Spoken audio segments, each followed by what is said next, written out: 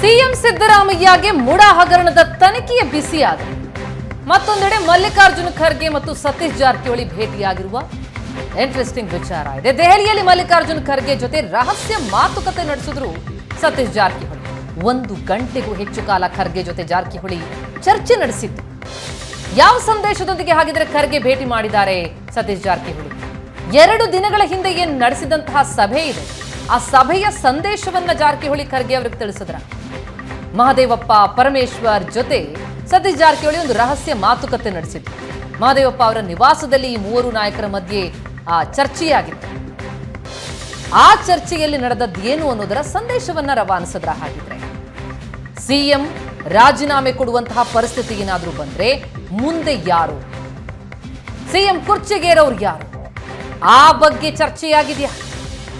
ದೆಹಲಿಯಲ್ಲಿ ಮಲ್ಲಿಕಾರ್ಜುನ ಖರ್ಗೆ ಜೊತೆ ಸತೀಶ್ ಜಾರಕಿಹೊಳಿ ನಡೆಸಿದಂತಹ ರಹಸ್ಯ ಮಾತುಕತೆ ಕುತೂಹಲವನ್ನ ಹೆಚ್ಚಿಸ್ತಾ ಇದೆ.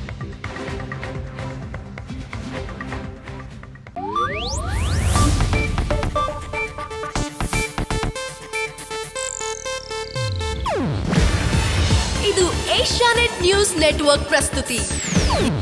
ನೀವು ನೋಡ್ತಿದ್ದೀರಾ ಏಷ್ಯಾನೆಟ್ ಸುವರ್ಣ ನ್ಯೂಸ್.